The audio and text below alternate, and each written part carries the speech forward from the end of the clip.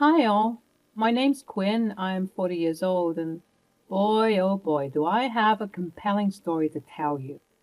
It was supposed to be a joyful day, a family gathering to celebrate our wedding anniversary. To celebrate, Oliver, my husband, and I decided to invite some family members to our home. Oliver and I were meant to spend some time at a spa getting ready for the festivities, whilst our friends and family set up our home to look spectacular for the momentous occasion. It was a quaint and cute idea, but unfortunately, my mother-in-law didn't think so. You see, my relationship with my mother-in-law was quite sour. Despite my best efforts to live amicably and peacefully with her, she was determined to insult and disparage me. Our relationship was basically a battlefield, with Hannah always relentlessly attacking my character and my worth. Unfortunately, this day, although it was a special occasion, was no exception to Hannah's deviousness. Once Oliver and I were done being pampered at the spa, we were ready to take on the day and enjoy ourselves with some family members in our lovely home. Of course, I was apprehensive of Hannah's potential antics, but I was hopeful that things would be better, at least on my anniversary, right? Wrong. As Oliver and I walked into our home, I couldn't shake off this certain chill in the air. Something was definitely amiss. Instead of being greeted with warm smiles and hugs and confetti, it appeared as though the friends and family who were present had just welcomed some strange alien creatures into the home. They were giving us cold and weird stares. Moreover, with more inspection, it turned out that the weird stares were only pointed in my direction. And it also seemed that the person with the coldest and harshest stare was coming from none other than my lovely mother-in-law. Oh, guys, look, it's time for us to welcome the adorable couple. Hannah, is everything all right? You seem different today. Is something bothering you? What's going on, everybody? Is no one going to congratulate us on our anniversary? Oh, darling, I wish I could congratulate you, but I'm afraid that we can't do that. Why not? Because Quinn is a thief. Excuse me? You heard me. You're a thief. Mom, what's going on? First, she stole you away from me, and now she's stolen this house. What? I was completely gobsmacked. Just what on earth was she thinking? Mom, what are you saying right now? This is my home, Ollie, and as such, Quinn can't be here. What on earth is going on with you? Why would you say such an awful thing? I thought that we would be welcomed kindly to enjoy our anniversary as a community. But clearly I was wrong. I knew that your negative energy would ruin everything. Get over yourself, Quinn. You have no right to be upset. I'm the one who should be throwing more of a fit here.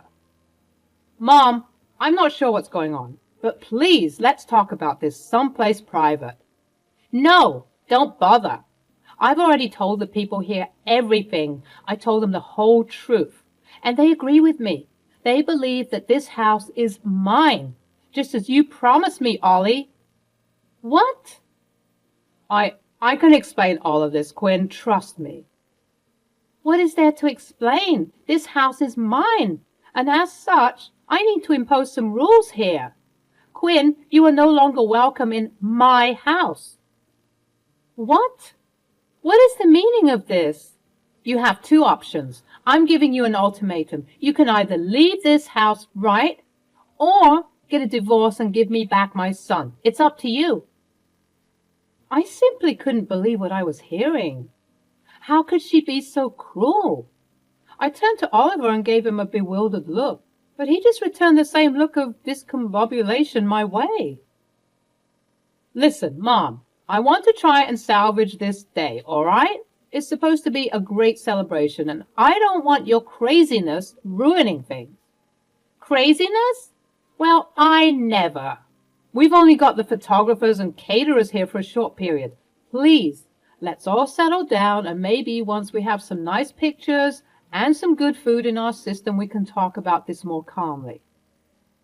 Although the tensions were already high, and it seemed like Hannah and I were about to recreate some scene from WWE SmackDown, I was glad that Oliver did his best to dissolve the situation. He was right. The people we paid for were expensive, and we couldn't afford to dilly-dally, especially with Hannah's stupid outburst. We went outside and we tried to enjoy the setting around us. It was beautiful. We had our wedding colors all around us to remind us of that very special day. The photographer tried to capture some beautiful moments of us playing games, eating, and communing with one another. But once the pictures were inspected, you could almost always see a scowling Hannah in the fore or background, dampening the mood with her apparent pettiness and hatefulness. As the evening unfolded, Hannah's true colors became more evident. The icy glances, the dismissive remarks. She had always been distant, but tonight she took it to a whole new level. I couldn't understand what I had done to deserve such treatment, but I heeded my husband's words and tried to continue to have a decent time. The rest of the friends and family members who had joined us also seemed to let go of whatever angst and tension they had, and they were also enjoying the festivities. But yet again, it appeared as though Hannah wasn't interested at all. The celebration was slowly coming to an end, and the people we hired packed their things and left. It also goes without saying that the festivities were cut a bit short, considering the fiasco that happened at the beginning of the event. But I was glad that Oliver and I did our best to salvage any good parts out of it, and overall I had somewhat of a decent time, all things considered. But it was time to address the very big elephant in the room. I took the initiative and approached Hannah about what happened earlier. Hannah, I've been trying my best to build a relationship with you. I've reached out and invited you to spend time together, but it feels like you're pushing me away at every turn. What have I done to deserve this hostility? You really don't get it, do you? Let me spell it out for you. Quinn, my son bought this house for me, not for you. You were never meant to be a part of this family. As I stood there absorbing her hurtful words, my mind flashed back to all the instances where Hannah's animosity had seeped into our lives. The snide remarks, the undermining comments. She had always made it clear that she saw me as an outsider, an intruder in her son's life. And now that she was under the impression that this house belonged to her, she thought that she could do whatever she wanted. But there was one missing piece of this puzzle, and that was Oliver. Hannah kept on saying that Oliver got this house for her, so we obviously had to involve him in the equation. Hannah and I both beckoned to Oliver, who was chatting with some relatives. I assume he was doing a bit of damage control so that they wouldn't tell other relatives what they witnessed today. He jogged over to us, and that, my friends, was the beginning of a very shocking series of events unfolding. We need to talk about what happened today, Mom. That was not cool. What do you mean? You literally told me that this house is mine. I have zero recollection of me telling you that, Mom, and you know it. Oliver, that night you were drunk, but I'm sure you remember you said that this house is mine and that I could do whatever I wanted with it. Again, Mom, I don't know what you're talking about. Why would I give you this house? Gee, I don't know. Maybe because you love me?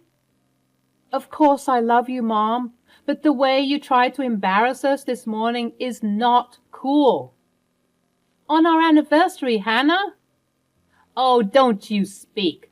Do you think you have a say in anything, especially on my property? I could call the police and get you kicked out for trespassing. I already told you before, it's either you get out or you get a divorce. Mom, why are you insisting on kicking her out? Even if it was your house, which it isn't, why do you want her out of here so badly? Because she disgusts me. I mean, just look at her. I don't want her here. You don't want me here? Fine, let me pack my things. Babe, wait. No, I'm sick of waiting. You're also to blame for this, Oliver. I don't know what your mother is talking about, but it seems like you had a heavy hand to play in her acting so entitled like this. And what's worse, you've been complicit in the abuse I've received from her, and you've done nothing about it. What do you mean? What am I supposed to do? Cut her off. Get a restraining order. You think you can get rid of me so easily? You think that Oliver would do such a thing to his mother? You must have lost your mind. Go and pack your things as you said. Chop, chop. I began to walk away, furious at how my life turned out. I had a witch for a mother-in-law and an idiot for a husband. Perhaps this was a blessing in disguise because I seriously needed to leave once and for all. As I walked inside the house, the pain and embarrassment from years of harassment began to course through me, and my heart sank. That woman really did hate me, and I didn't even know why. I had poured my heart and soul into this marriage, trying to create a sense of unity and love. And now she gave me this stupid ultimatum? As someone who doesn't believe in divorce, it was very hard to even entertain that option, especially when leaving her house just seemed easier. I was sick and tired of all the noise. I had to leave, at least to keep whatever peace was left in this place. Tears were streaming down my face as I packed my belongings. It was going to be a long night of weeping and packing, but I was determined to get it done ASAP so that I wouldn't have to see that woman's face for a minute longer. I made my way to the study room, collecting all of my documents, books, and files, when I stumbled across the deed to the house. I was shocked. I was wondering why it was out in the open so casually and carelessly. But thank God it was, because as I scanned the documents, I came across something very interesting. I stopped packing, decided that this was way too important, and I found Oliver and Hannah, who were still outside arguing about everything. I still don't know what you're talking about, Mom. I never gave this house to you. Yeah? Then why do the documents say otherwise? Which documents? These. From the distance, I could see Hannah searching her purse for something, but she was unable to find it. Are you looking for these? I held up the documents, making my presence known. She sent me a scowl, but I returned the gesture with extra ferocity, which took her aback. She was so used to my nice demeanor, but I was done playing the nice guy. It was time for me to claim what was rightfully mine. You see, I've gone through these documents, and there's nothing that entails that you are the owner of this house. In fact, it's only Oliver and I's names on the documents. What? That's impossible. Oliver told me. Whatever he told you clearly wasn't correct, because I have the real papers right here. Go on, look for yourself. Read it and weep. Hannah snatched the papers from me and scanned them viciously, scanning over and over again for a hint or a glimmer of her name somewhere. But alas, she was wrong. There was no mention of her anywhere. What? I don't feel so good. To my Oliver's and the remaining guests at the function's surprise, Hannah's eyes rolled to the back of her head, and she had lost her balance. She fainted. She hit the ground and was knocked out cold. We all gasped, and Oliver picked her up and put her inside the house. We did our best to fan her and keep her cool so that she could wake up, and after about a minute or so, she began to regain consciousness. What happened? Where am I? You passed out from the shock of realizing the truth. You did this to me. I didn't do anything to you. I just showed you the truth. Let me get you some water, and when I come back, we are settling this dispute once and for all. Oliver went to the kitchen while I said goodbye to our remaining guests after they ensured that Hannah was okay. We had a long night ahead of us, and we were determined to get to the bottom of everything. Okay, Mom, here you go. Now please tell us everything that you know. It was the night of the Christmas party that we had a couple of months ago. You were drunk. He wasn't drunk. He was completely wasted. He couldn't even remember his name. Okay, fine, whatever. He was wasted, and he told me that he loved me so much that he wanted us to be closer. Everyone says that when they're drunk, Mom. Yes, I know, but you were talking about giving me gifts. Okay, what gifts exactly? You were promising to give me trips to the Maldives, Morocco, and Fiji. You also said that you'd buy me a new air fryer, and you also said that you were gifting me this house. You mean to tell me that your antics today were all based on promises that were made when Oliver was absolutely sloshed? Are you insane? Those don't count. Oliver looked confused, like he was racking his brain for all the possible answers. And then he had a look of clarity. Mom, I'm beginning to remember that night now, and I remember saying that I'd give you gifts, yes. Ha! You see? I also remember saying I'd give you a house. Double ha! But I didn't say that I'd give you this house. What? I told you that I'd give you a house, not this house. And I made that very clear as well. I don't remember that. Well, let's jog your memory a bit then. I ran upstairs to access the security camera footage, and I brought it back down for Oliver to check out. He accessed the footage from the Christmas party, and lo and behold, there was the evidence. There was a very drunk Oliver holding on to his mother, promising her that he would buy her many things, including a house. Oliver's mother then said, "You said you'd get me a house. Will it be this house?" "No, not this house. Where would I and Quinn live?" "You can take the other house, darling. I want this house." "I'll get you a house, okay, a house. And I'll make sure I put my name on the deed for this house." "What?" "Oh, nothing, dear. I think you need to head to bed." We looked up from the iPad to see Hannah looking very sheepish, like a child who's been caught shoplifting. "So, what do you have to say for yourself, Hannah?" I can't. Wait, if you knew all along that this was your plan, then why were you so shocked that you fainted? Was that all part of your plan to garner sympathy and attention? You weren't even fast enough. How could you let your mother fall to the floor? Unbelievable. I've had enough of your antics, Mom. You've taken this way too far. You think that that's okay? To toy and manipulate people like that? Ollie, baby, don't baby me. You deliberately ruined our anniversary all because you want this house. Well, you're never gonna get it. What about the other house?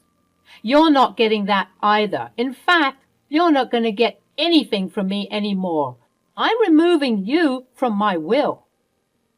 Hannah and I both gasped in unison. It was so shocking to hear Oliver so angry. He'd never been this angry before.